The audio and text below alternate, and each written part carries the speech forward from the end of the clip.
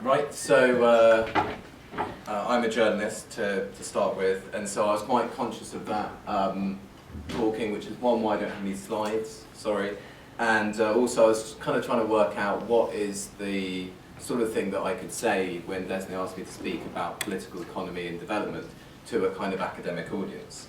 So I thought, oh, well, what's going to be new and or possibly interesting and so on. So I thought, why not think about what's generally less spoken about in terms of developments in African political economy. And so the thing I started looking at was changing land use, which, as I hope to show, is having quite kind of profound effects on African political economy. But in doing that, maybe think a bit more about what's excluded full stop from political economic approaches. What are the things that aren't included when we take a political economic approach to a situation? And then from that, I'm thinking, right, well, if certain things are left out, does that mean certain ways of viewing the world or certain sets of values and so on get left out, and are there kind of antagonisms between political economic values and other values? And so whilst I was doing this, I kind of thought, right, well, I've got to get right back into what political economy is, do a genealogy, find out where the term comes from, and so on and so forth. And so in doing that, I did that, and then I was looking at what are the kind of development models that have been used by lots of different countries using kind of political economic approaches, and are those various approaches open to African economies or the African economy as a whole, or African peoples or governments so far. And I'm kind of not so sure that it is. And even if these approaches are open to African economies for economic, social, human development, that what's left out, what's excluded from political economic approaches might make interested parties want to think about other ways. So this whole process, which I'm going to go through with you now, has left me with a lot of questions about where I think we might be able to go, and what sort of ways of thinking about the world and thinking about economies and thinking about distribution and thinking about production would be helpful. So I'm going to start with changing land use and how it's underappreciated and how it's having quite a large effect in African political economy. And it's not really the sexiest subject, apart from there's reasonably large amounts of coverage of land grabs, but that's one kind of specific thing. I mean, generally when we're hearing about African political economy, we're hearing about resources, we're hearing about infrastructural development, we're hearing about retail, we're perhaps hearing about aid and remittances and the whole sort of good governance agenda and changing ways in which politics is organised and so on. But agriculture is really, really, really, really important, because, I mean, according to World Bank figures, and in a bit I'm going to slightly problematise the figures we got, kind of like what Desne was saying with the poor numbers book. But according to the World Bank, agriculture accounts for 32% of Africa's GDP, and perhaps more importantly to what I'm going to say, employs, or 65% of the workforce are engaged in agriculture. And now there are huge changes are taking place within African agriculture in a whole variety of ways. But we can.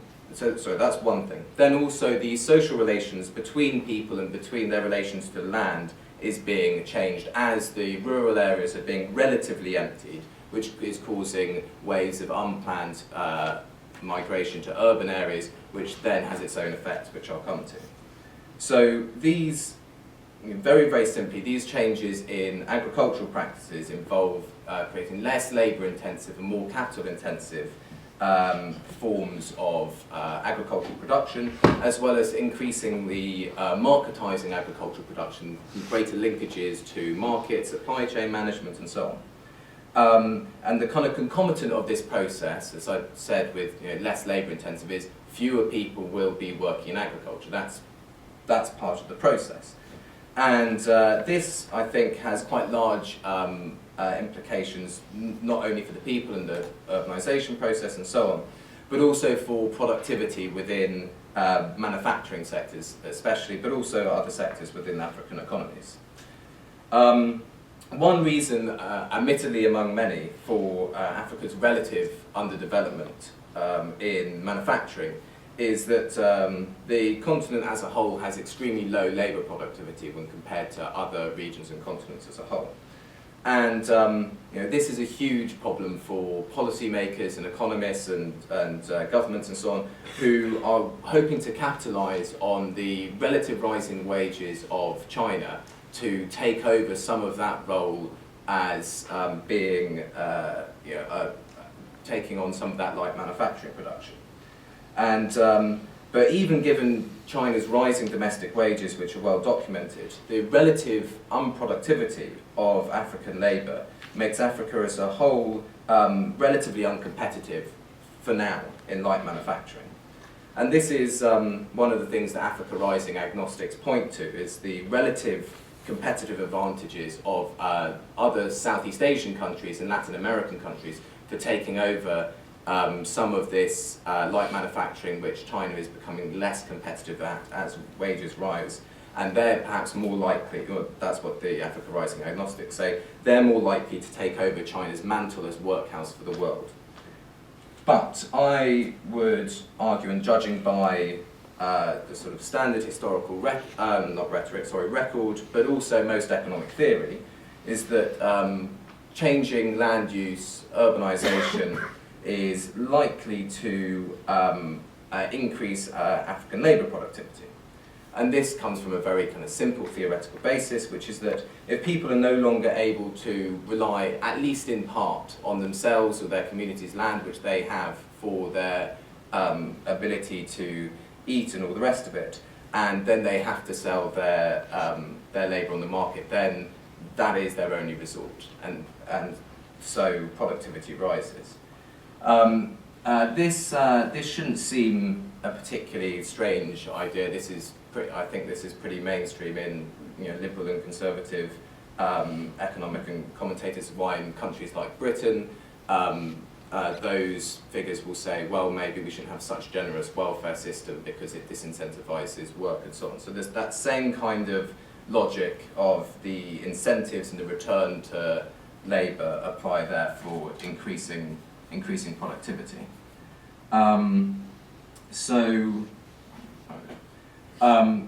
But also these changes in land use also alter the social relations between people who remain in agriculture. So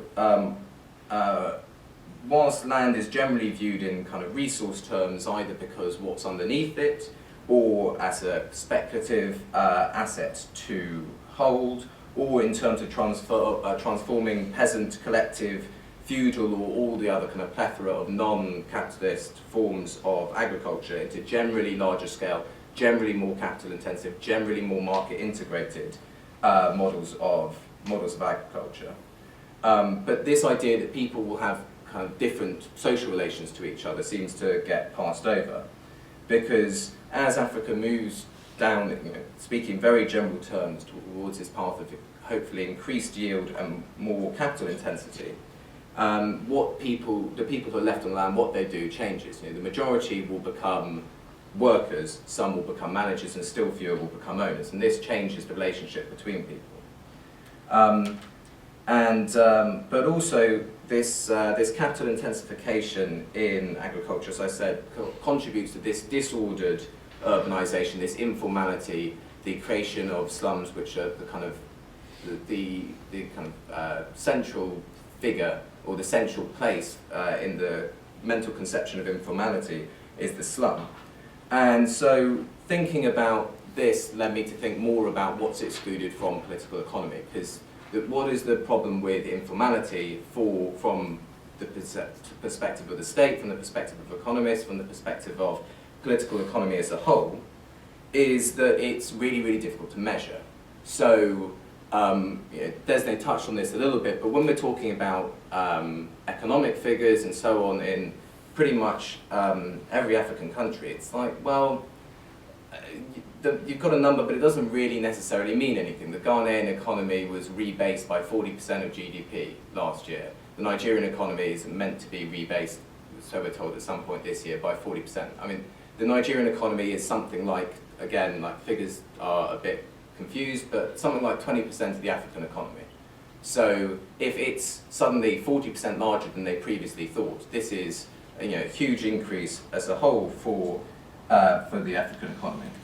And I think that these changes in land use, which I think in some ways increase informality with this process, this disordered process of urbanization, somewhat undermines some political economic approaches, because really you need good information. Exactly as Joel was saying, there are problems with having good information. If you don't have the good information, you can't make the kind of equating one thing for another thing, or the kind of cost-benefit analysis which are crucial to most political economic approaches. So, I mean, like a couple of examples, like very, very famous example kind of stands in, it is like the African slum if you read The Economist, or most mainstream coverage of it is Kibera, which is, some say it's the largest in Africa.